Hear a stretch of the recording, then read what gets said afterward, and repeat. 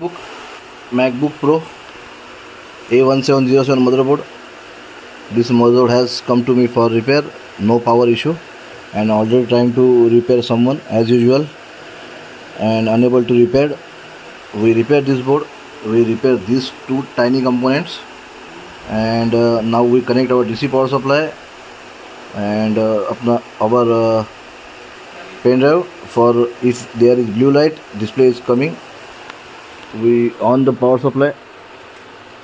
See, after power on, it's convert 5 volt to 20 volt. Before it's not convert. Now it's powered on.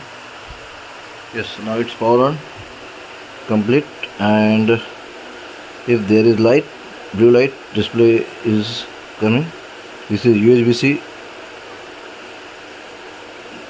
Yes, blue light is there. This MacBook Pro A1707 is now ready to assemble in cabinet. Let's assemble and check display. Fan spin and Apple logo display also coming. This case study of 1707 is now complete. Trying to repair someone but unable to repair. We repaired. Thank you.